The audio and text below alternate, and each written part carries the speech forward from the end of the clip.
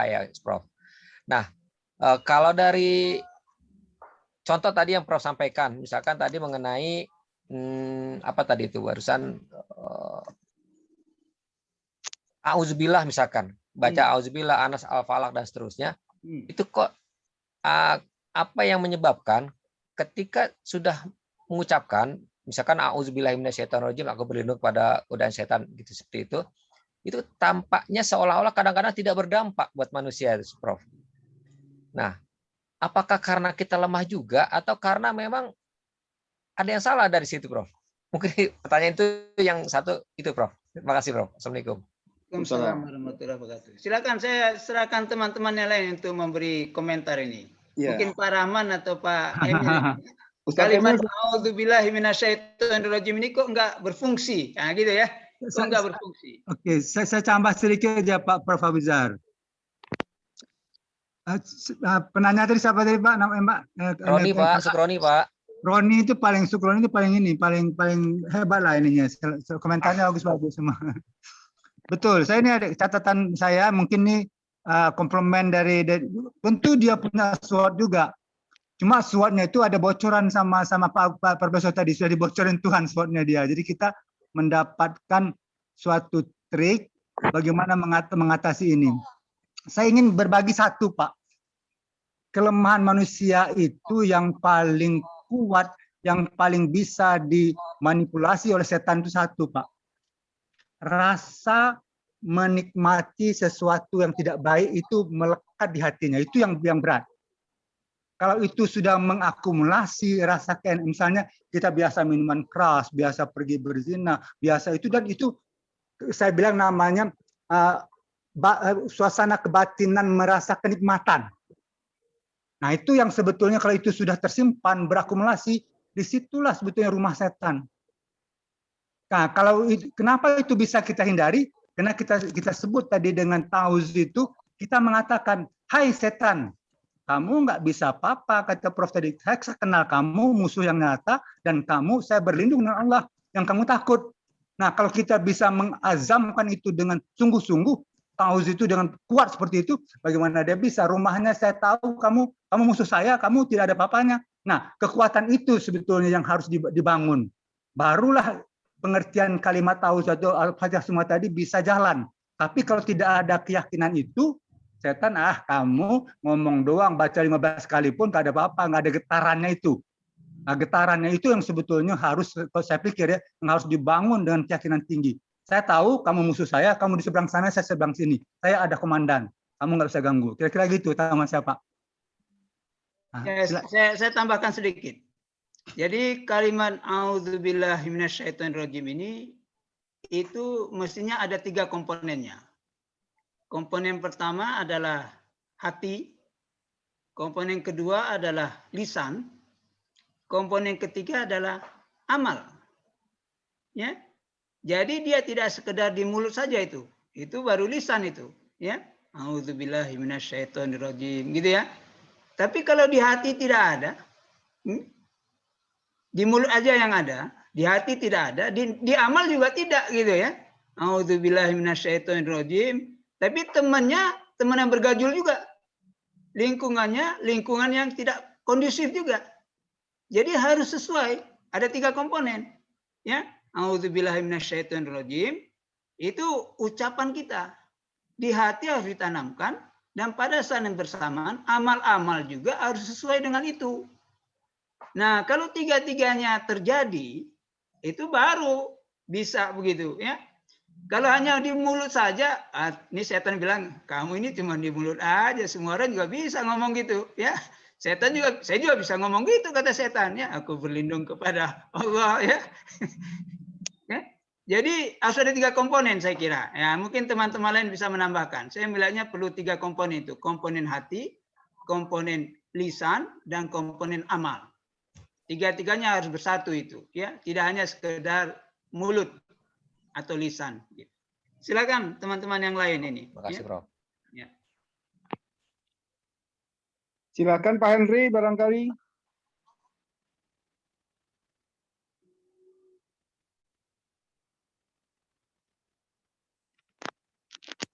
Pak Hendri masih di mute, Pak Hendri.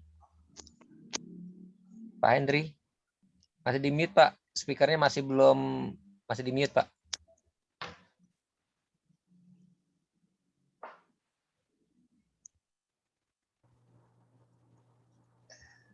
Di kiri Pak bawah, Bagus, Pak. barangkali Pak Bagus kan Pak Bagus ngurusin lingkungan juga sekarang nih di universitas. Pak Bagus kaitan dengan lingkungan, Pak Bagus nih ada pertanyaan Pak Bagus barangkali. Iya. Oke. Pak Moderator. Ya silakan. Ya, terima kasih Prof. Luar biasa kalimat yang disajikan tadi. Pak Rahman juga itu melekat tuh. Kalau keasikan dengan yang tidak baik itu menjadikan teman setan gitu Pak ya. Ini cerita semacam anekdot nih Pak. Ada konferensi internasional di Singapura misalkan. Konferensi internasional setan-setan ngumpul Prof. Jadi kepala setannya, raja setan itu akan menggantung bagian tidak berhasil menggoda manusia. Nah, setan-setan di Singapura itu dihukum gantung semua, Prof.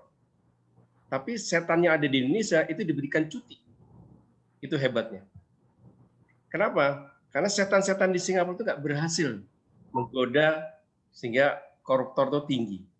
Tapi di Indonesia itu bahkan setannya bingung, kok manusia ini ilmunya lebih tinggi dari saya. Nah itu, jadi dia diberikan cuti. Oke, Prof. Ini Prof, ada sesuatu yang abu-abu, Prof. Yang saya kok masih masih berpikir ya, Prof. Ya. Nikah benarkah apa yang saya lakukan? Jadi, Prof, ini pengalaman terus terang kita pernah menjabat ya. Memang godaannya sangat besar. Gibah itu pasti dilakukan. Mengapa? Karena kita sering difitnah, kita juga sering memfitnah, saling menyembunyikan apapun. Kita tidak terima dengan fitnah, kesinggung, sehingga akhirnya gibah. Nah, itu masa lalu, Prof, waktu jabat, Prof. Nah, sekarang ada sesuatu yang saya menggelitik, Prof. Jadi ketika kita punya suatu masalah, yang pasti harus menyebutkan nama orang. Karena kalau tidak menyebutkan, sehingga apa yang kita minta nasihat kepada si fulan tidak akan bunyi, ya. Nah, kita punya masalah, tapi kita konsultasi dengan ustadz misalkan atau kiai. Kita punya masalah konsultasi dengan atasan kita menjadi pejabat. Itu sesuatu yang kita akan menyebut nama orang, gibah gitu, Pak. Misalnya pada waktu jabatan, si fulan melakukan ini, Pak, sehingga dia harus dihukum ini. Itu ngomong. Kalau tidak ngomong, tidak bisa tuh atasan kita memberikan suatu keputusan. Tapi ketika kita bicara itu gibah kategorinya. Mohon diklarifikasi, Prof. Ya. Kemudian, tapi kalau kita konsultasi dengan Pak Ustadz, ya, bagaimana solusi Pak Ustadz ya? Saya punya masalah dengan si fulan gini. Ya pasti kita akan nyebut nama orang tersebut. Sehingga Pak Ustadz itu tidak akan bisa memberikan solusi karena siapa si fulan itu? Apakah itu termasuk gibah, Prof?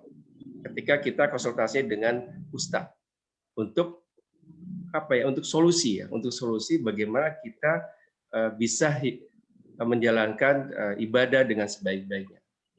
Nah, ini suatu pemikiran yang apakah itu termasuk gibah atau tidak dengan pejabat itu mungkin kategori gibah, tapi kalau yang dengan Ustadz, kata yang Ustadz ini enggak, itu bukan gibah, Pak Bagus. Itu perlu disebutkan. Nah, ini harus diklarifikasi di Prof. Sampai sekarang saya seperti itu, Prof, menganggapnya. Terima kasih, Prof. Assalamualaikum. Salam. Silakan, Prof.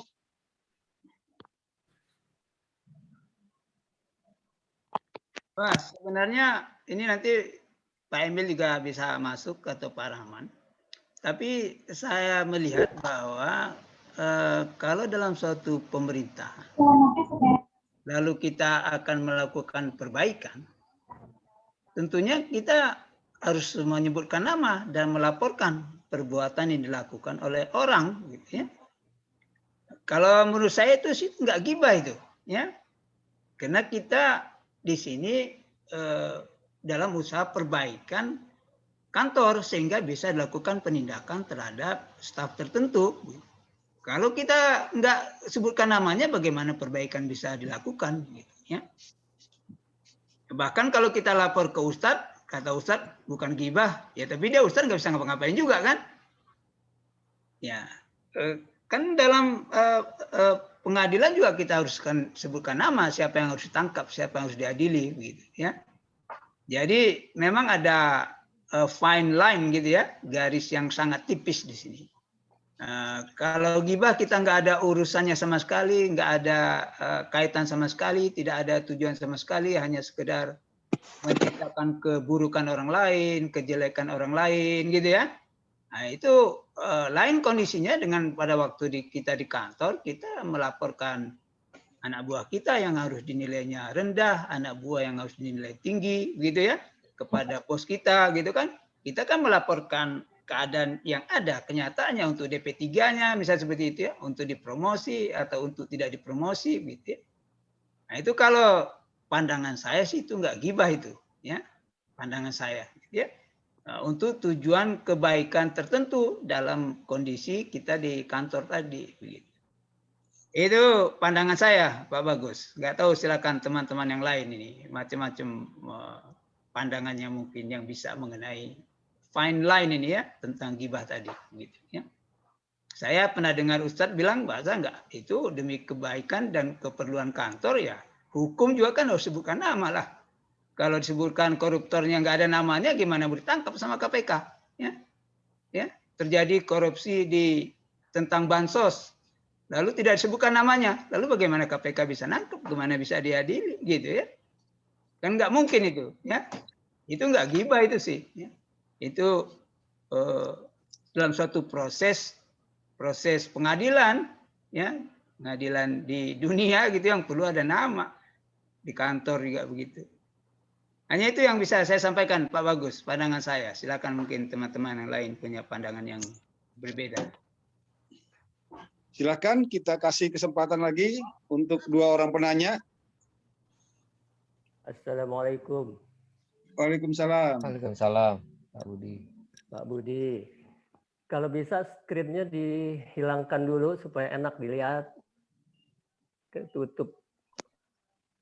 Jadi begini, ada satu faktor internal yang cukup kuat ya, yang tadi belum disinggung secara khusus, yaitu hawa nafsu. Kita tahu bahwa Allah menghiasi kita, zuyina linnasi hubus syahawati minan nisa, dan seterusnya. Jadi memang kita di dalam diri kita secara internal kita mempunyai hawa nafsu yang memang itu selalu menjadi keinginan kita, baik itu berupa wanita, anak-anak, kendaraan, dan sebagainya.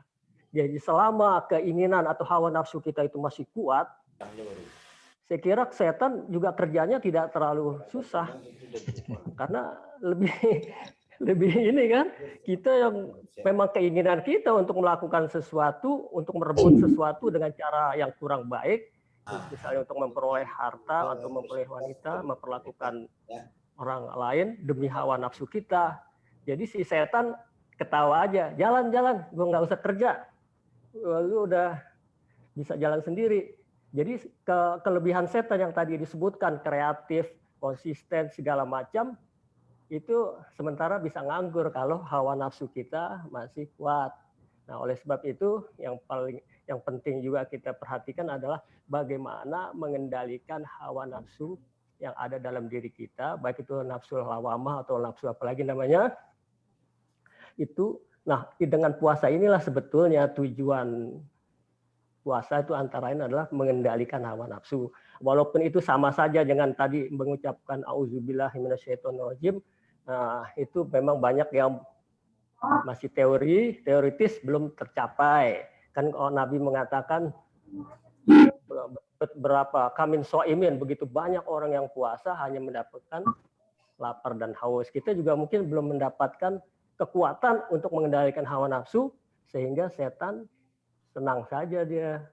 Ayo jalan-jalan, ya, gue duduk dulu deh, istirahat, lu aja jalan. Ya. Apalagi kita ingat tadi disebutkan bahwa setan itu ada juga setan minal jinnati wan nas, ada setan manusia, ada juga.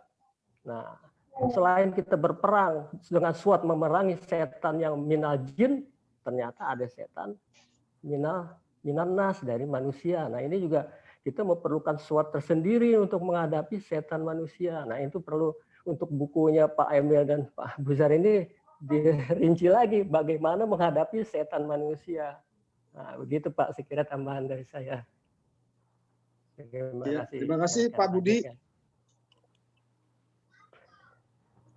Silakan yang lain diskusinya biar lebih banyak manfaat pertemuan kita hari ini. Pak Henry itu Pak. Pak Henry ya. Silakan Pak Henry, silakan Pak Henry. Terima kasih. Assalamualaikum warahmatullahi wabarakatuh. Waalaikumsalam. Waalaikumsalam warahmatullahi Saya wabarakatuh. jadi ingat aja bahwa ada kita diberi oleh Allah akal dan pikiran. Itu maka kita juga diberitahu bahwa apapun yang kita akan lakukan itu yang penting adalah nawaitunya kan gitu.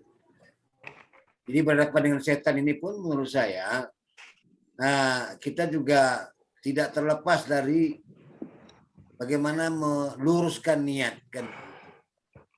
Niat itu sangat penting karena niat itu akan mengarahkan segala resources kita untuk mencapai tujuan itu.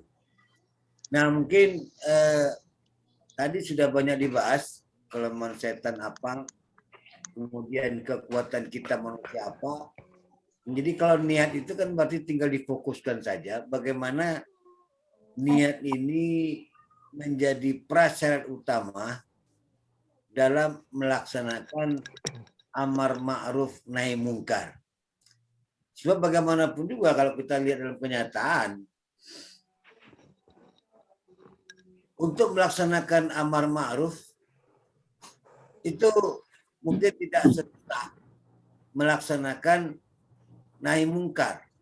Artinya protes pada penguasa untuk tidak membiarkan kezaliman dan segala macam, itu lebih banyak hambatannya dibandingkan dengan menyuruh orang bersedekah, menyuruh orang berbuat baik dan sebagainya.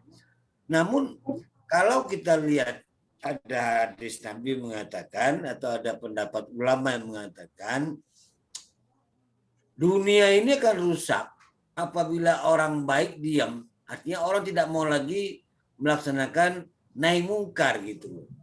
Nah, oleh karena itu saya berpikir memang harus menyatu itu.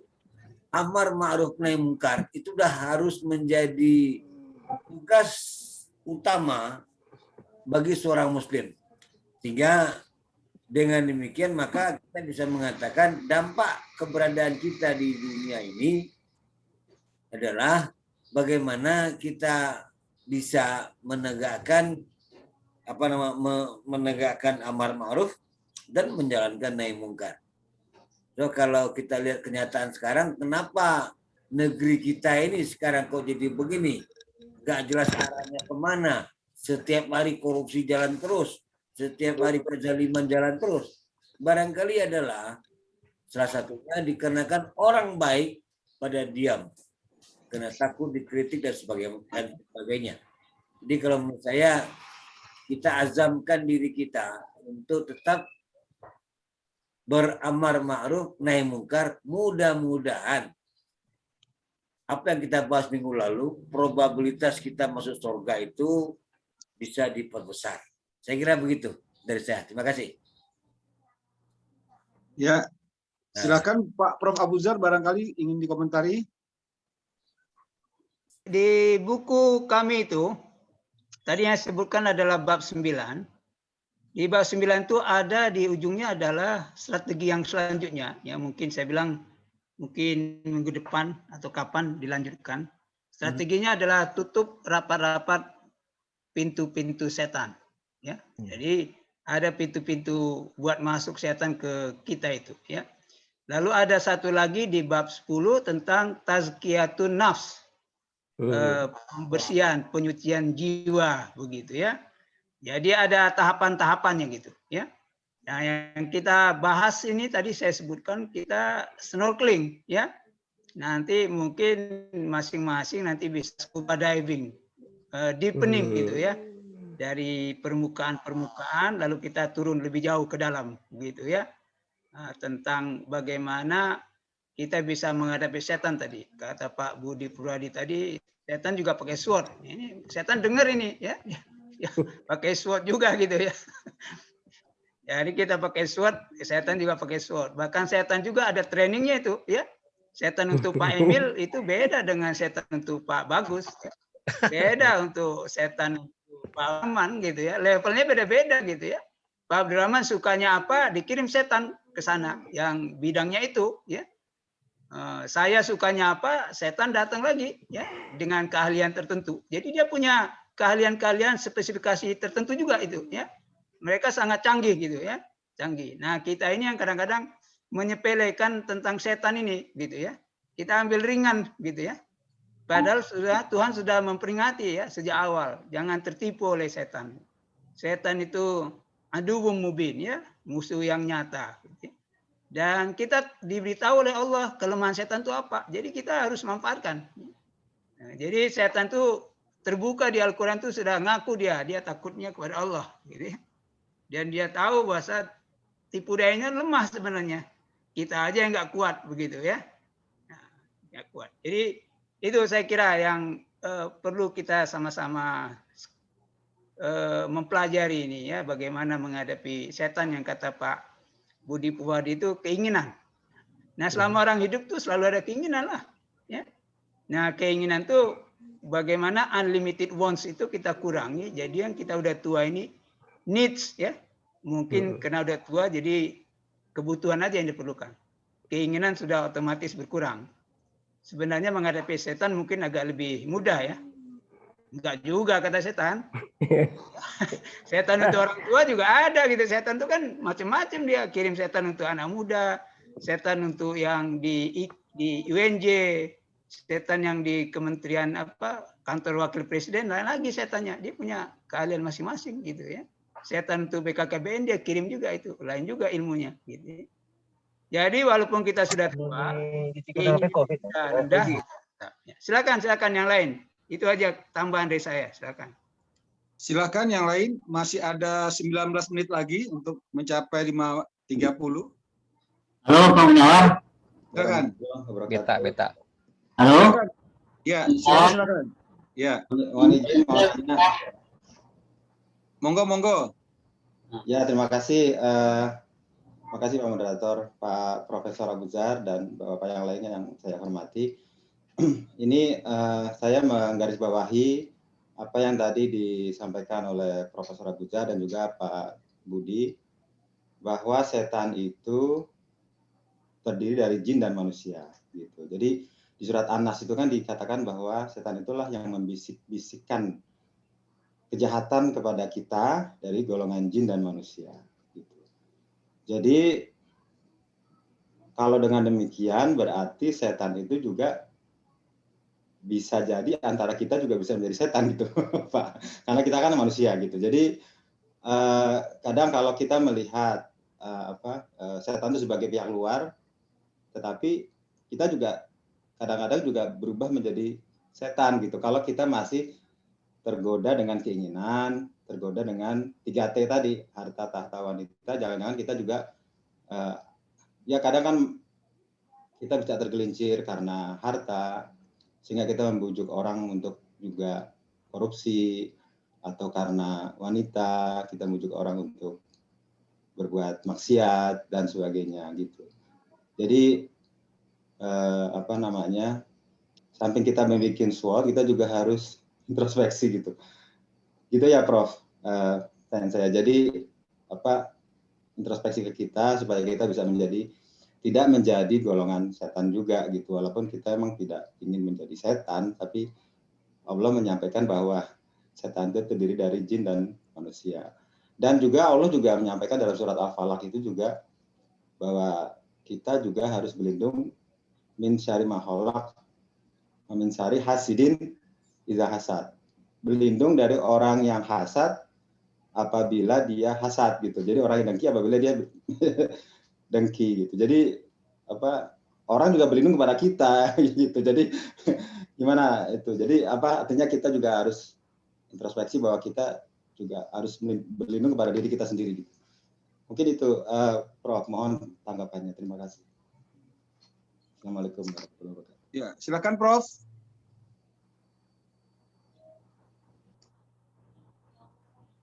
Masih di mute, Prof. Mic-nya masih di mute.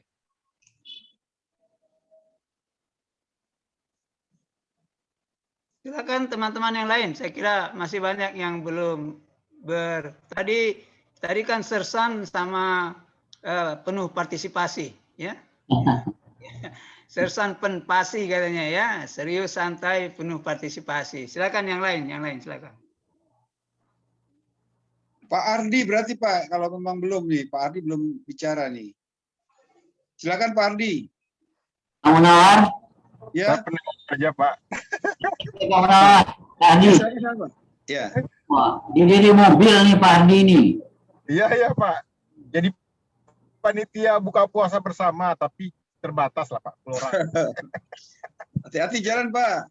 Yuk. Ya. Saya juga nanti sebentar lagi nih, jam 5.30. Pak Munawar, saya tambahkan Pak Munawar. Silakan Pak. Ya, luar biasa Pak Abu, Pak Rahman dan teman-teman yang lainnya, bahwa ada satu kunci yang Bu tadi, bahwa itu ada di dalam buku kita, bahwa kita sebagai manusia diberikan kebebasan oleh Allah, karena sujud dan takwa itu sudah diilhamkan ke dalam tubuh kita. Itu surat Asy-Syams itu bisa kita baca di situ. Jadi oleh sebab itu, setan tadi itu sudah ada di dalam tubuh kita. Ya, itu kata Pak Budi Purwadi tadi itu. Zumina linnasi hubbus syahwat. Jadi hiasi manusia tadi itu dengan hawa nafsu. Masalahnya adalah bagaimana kita mengendalikan hawa nafsu. Nah, di slide berikutnya saya lihat itu ada itu, ya, bahwa kita berta'awuz itu secara umum, kita membaca surat Al-Mu'awwizatain, itu kita menangkis setan yang dari luar, yaitu di surah Al-Falaq, itu gampang dilakukan. Kenapa gampang kita lakukan? Kita bisa menghindar kalau kelihatan eksternal. Ya, oleh sebab itu di dalam soal falak tadi itu kita bermohon kepada Allah, ya, sekali saja. Qul a'udzu birabbil falaq.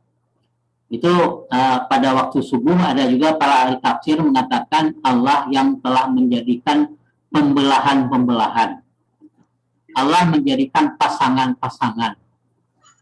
Bilangan 0 pun itu bisa dibelah sama Allah. Orang statistik sangat tahu sekali apalagi pada itu. Ya. Nah, jadi kalau kita gabungkan, Allah tadi itu menjadikan kita berlindung dari pembelahan-pembelahan yang tidak bagus ini, yang bisa bagus sumargo. Allah eksternal tadi sekali untuk 3 hal.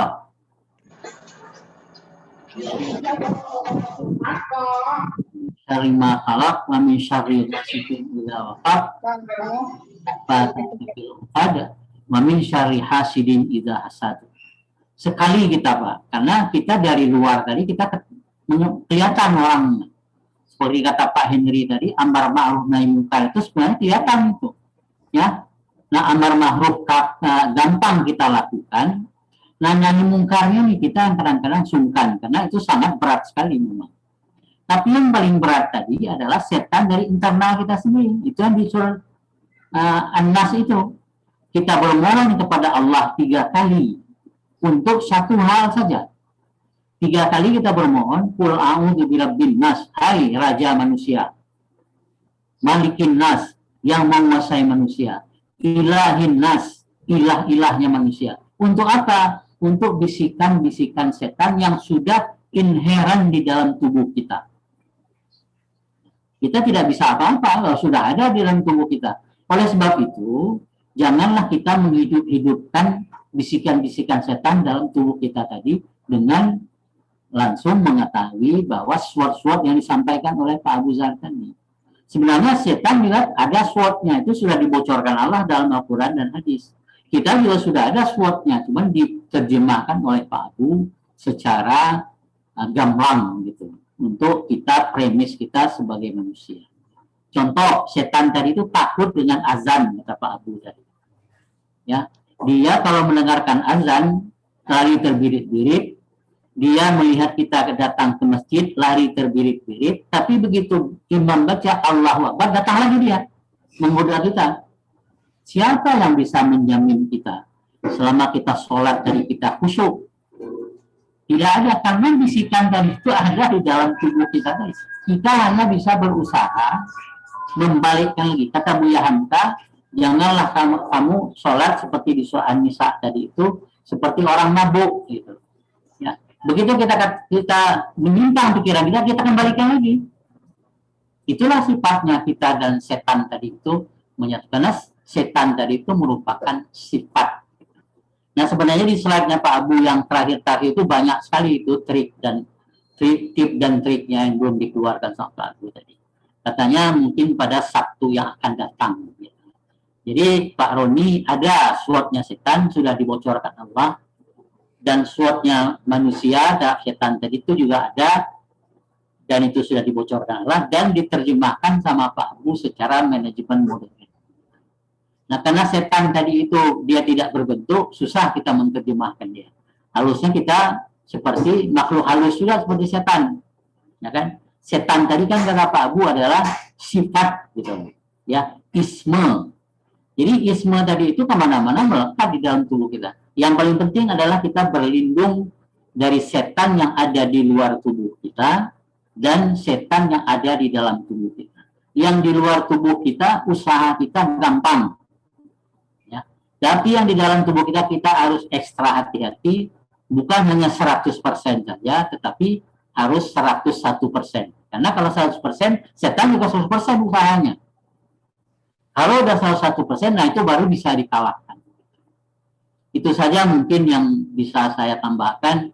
Pak Buzar masih menyimpan itu peluru-peluru tadi itu. Nanti bisa dilihat di slide-slide selanjutnya. Tapi kami sangat bersyukur sekali masukan-masukan dari teman-teman peserta webinar, bapak-bapak, ibu-ibu yang sangat gandrung sekali ya dan bersemangat sekali dengan masalah godaan setan ini, sangat berguna bagi kami dan nanti akan kami perbaiki di dalam bab yang ke-9 yang dibahas oleh Pak Abu tadi. Demikian tambahan dari saya, Pak Munawar. Masih di mute, Mas Munu. Baik, terima kasih Pak Emil. Barangkali ada lagi, kita masih punya waktu 9 menit lagi, biar full ini 5.30 kita selesai. Silakan bagi yang ingin memberikan komentar untuk perbaikan buku Prof. Abu dan teman-teman di sini. Tadi saya lihat ada Pak Teguh, ada Pak Heru Margono, ada Pak Hendra Permana, ada Pak Husin ya, Husin apa? Pak Husin.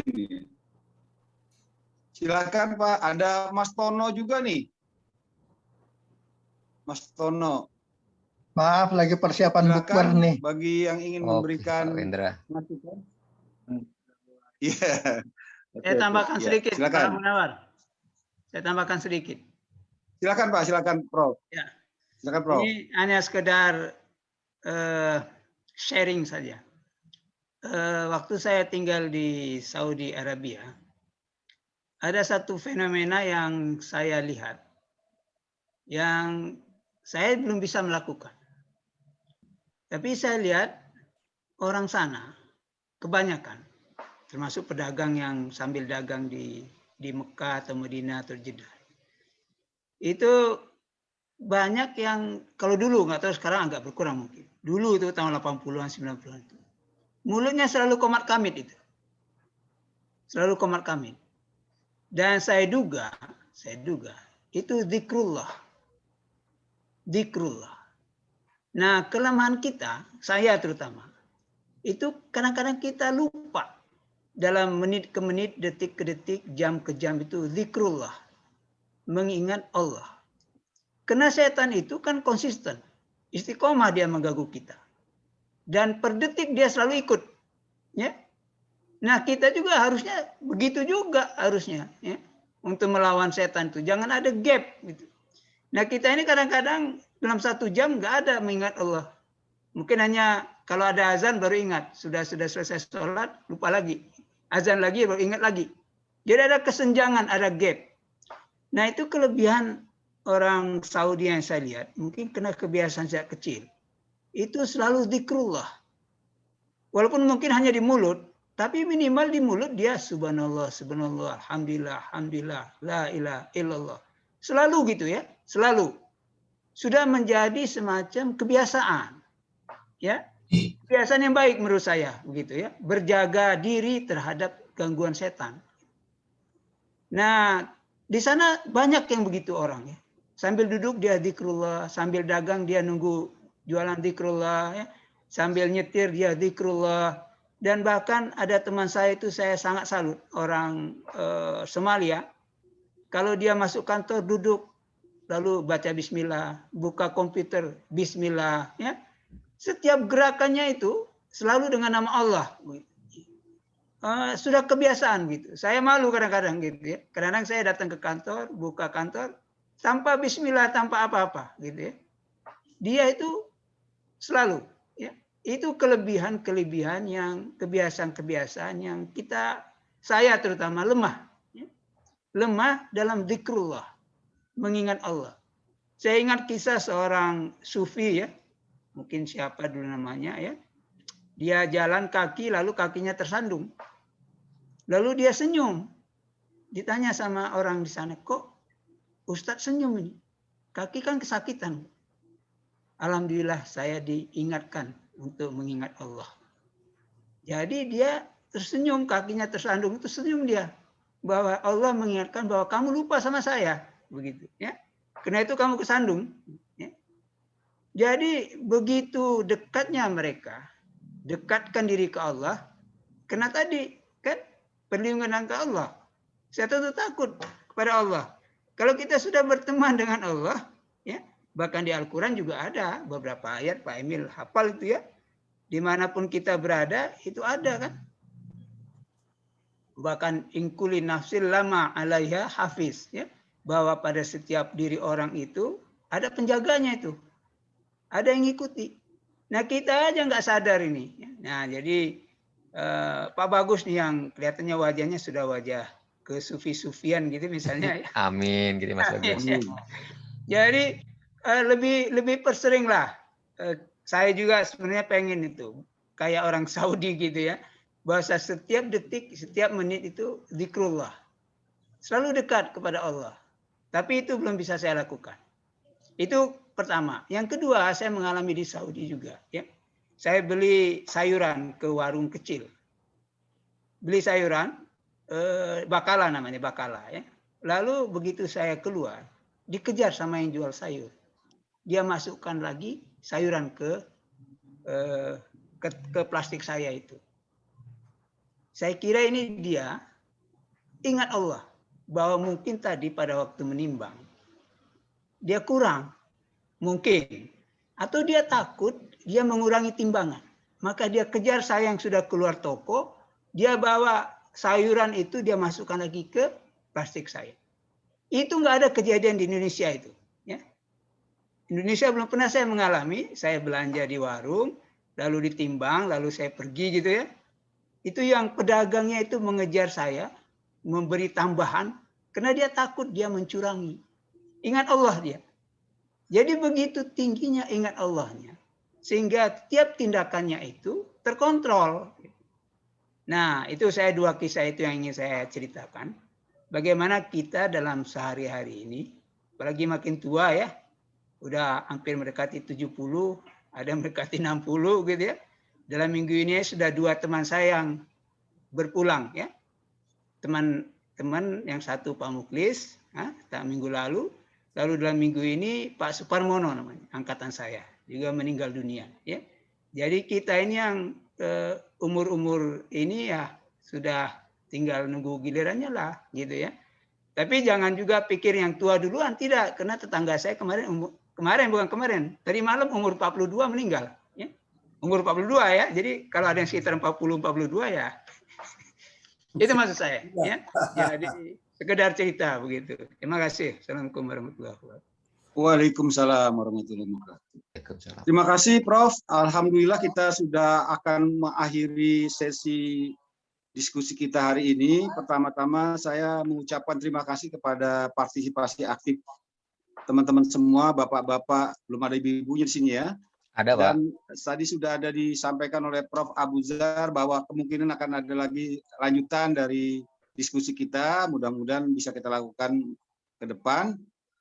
Sebelum kita tutup, saya ingin memberikan semacam, bukan kesimpulan ya, intisari yang bisa saya ambil hikmahnya dari pelajaran yang disampaikan oleh Prof. Abuzar, bahwa selama ini kan kita tahunya dari beberapa sumber, banyak sekali ayat-ayat Al-Quran yang berbicara tentang ilmu pengetahuan yang sifatnya saintis gitu ya.